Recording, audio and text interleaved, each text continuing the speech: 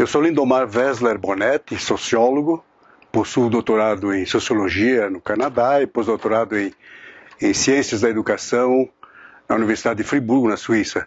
Sou professor do curso de mestrado em Direitos Humanos da Pontifícia Universidade Católica do Paraná. Meus temas de estudos, de pesquisa, são relacionados aos direitos humanos, políticas públicas, educação, desigualdade e singularidades sociais.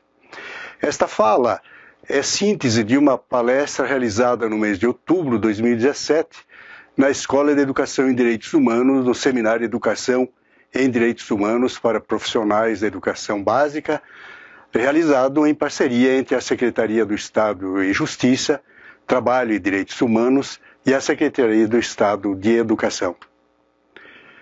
O tema que irei desenvolver hoje diz respeito a um panorama sócio-histórico dos direitos humanos no mundo.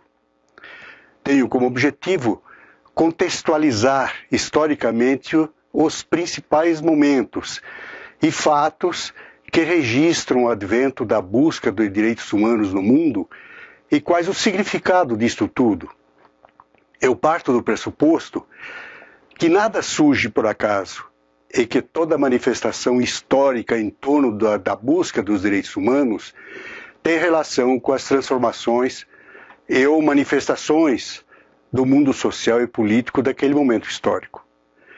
Porém, independentemente do momento histórico e da expressão da causa, eu busco argumentar que o significado do que se entende por direitos humanos permanece em torno de uma mesma questão, da busca pela dignidade humana racional, a existência de uma razoabilidade em torno do viver, a vida, do direito à vida e da existência social.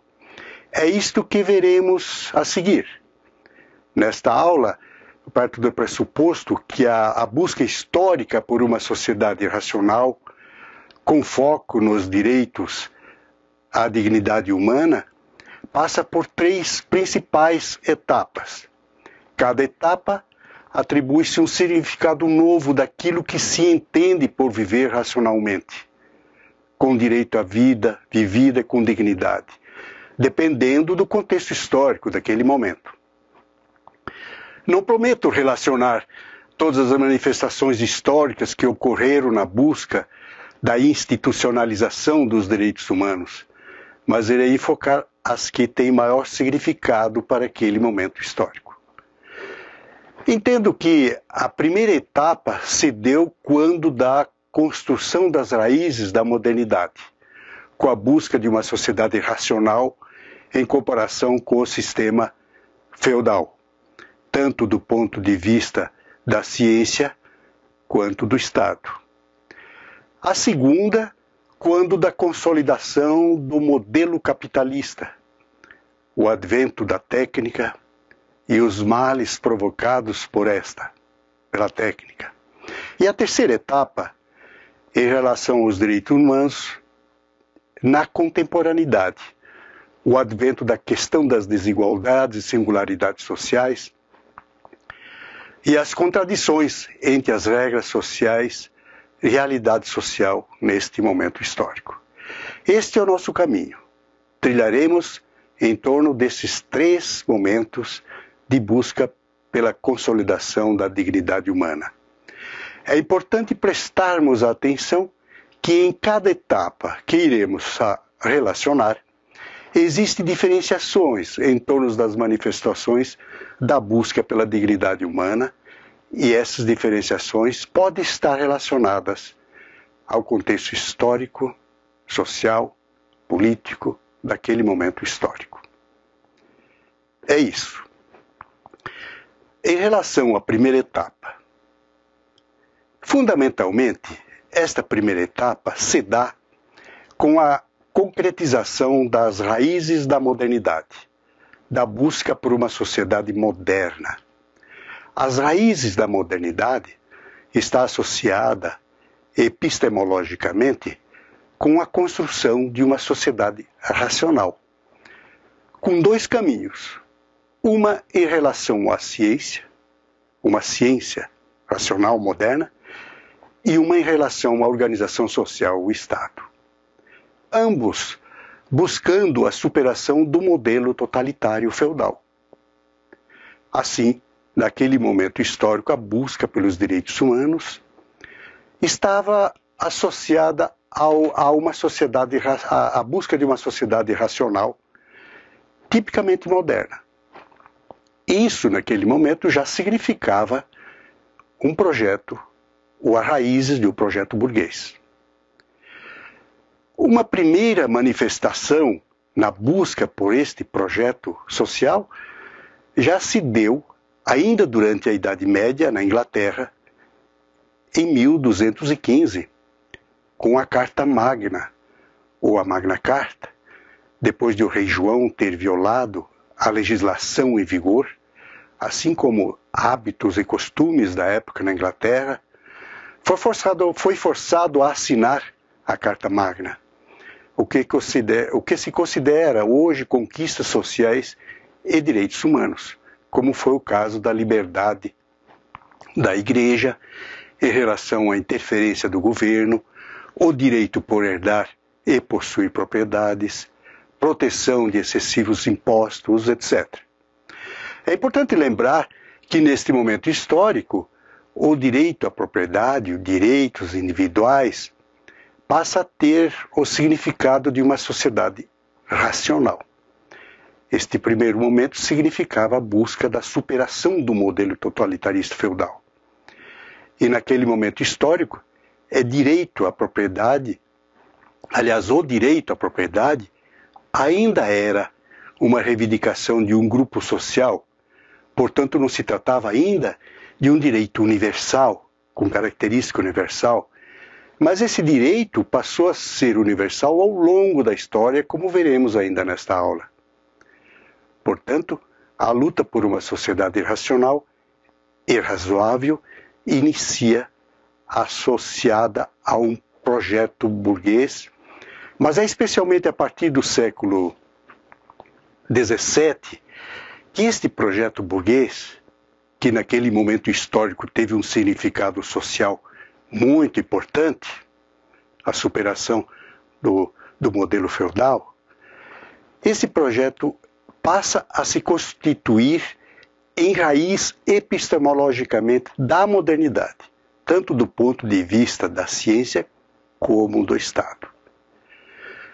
No âmbito da ciência moderna, se tem, por exemplo, a participação histórica em relação ao método, na perspectiva da busca de uma ciência racional, por exemplo, do inglês Francis Bacon, nascido em 1561, René Descartes, do francês René Descartes, nascido em 1596, e também do Galileu Galilei, nascido em 1564.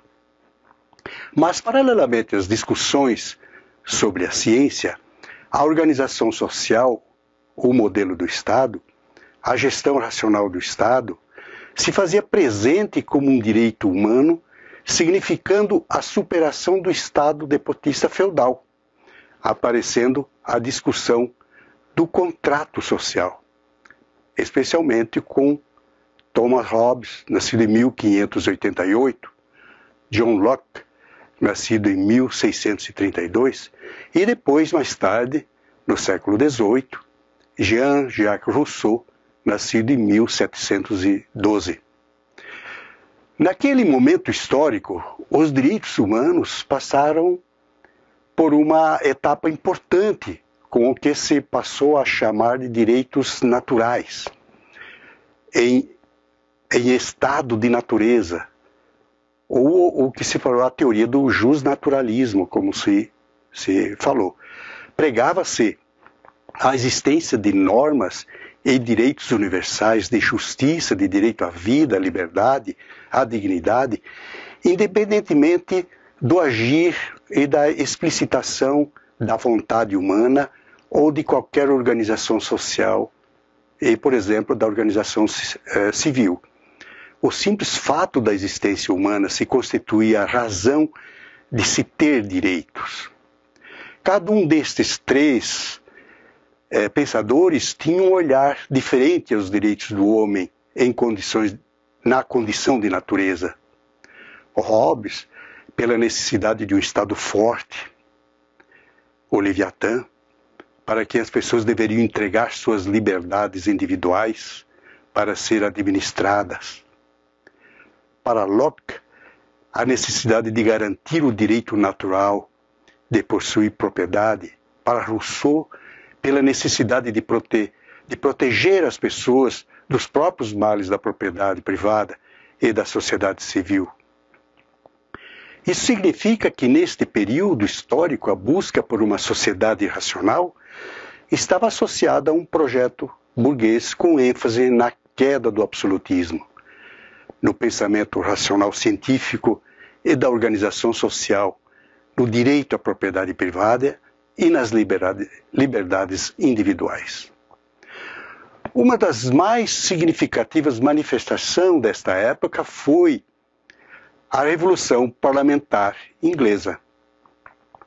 Por meio de uma guerra civil e da atuação do parlamento, conseguiu-se combater o absolutismo e reformular a estrutura política, culminando no modelo da monarquia parlamentarista em 1688.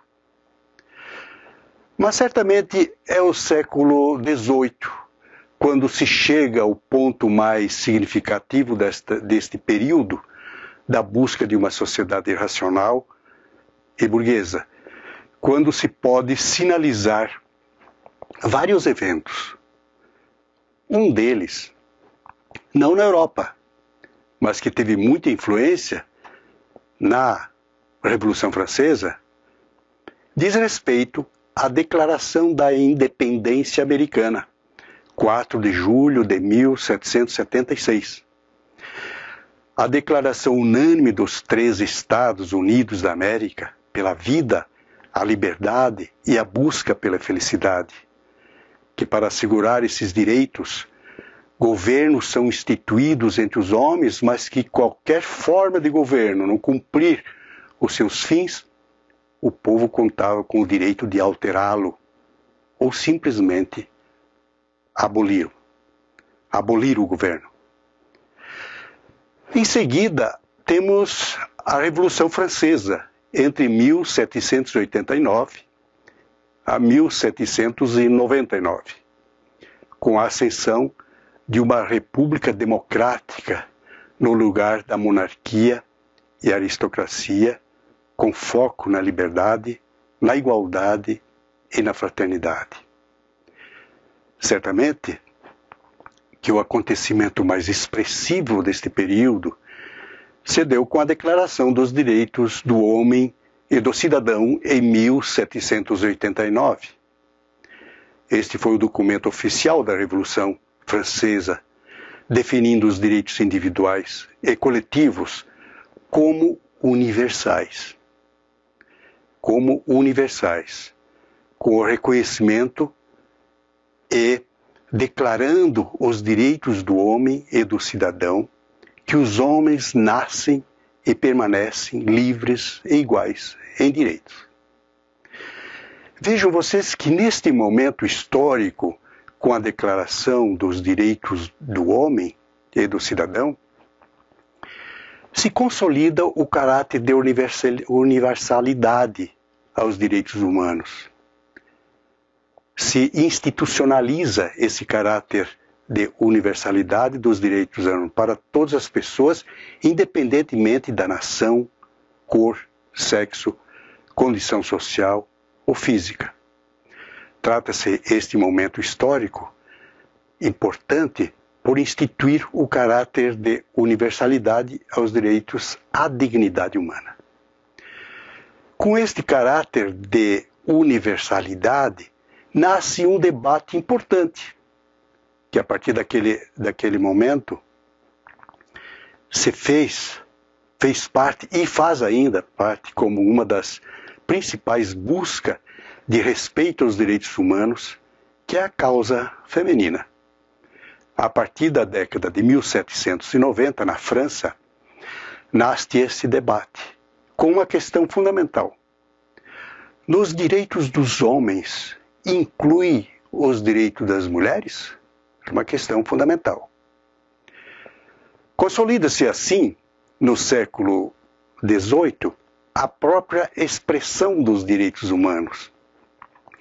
A Revolução Americana influenciou o francês Marquês de Condorcet, um revolucionário da Revolução Francesa, no seu escrito de 1786, intitulado A Influência da Revolução da América sobre a Europa, referindo-se ao advento da própria Revolução Francesa, a dar o primeiro passo para definir os direitos do homem como segurança da pessoa, a segurança da propriedade, a justiça imparcial, o direito de contribuir com as formulações das leis.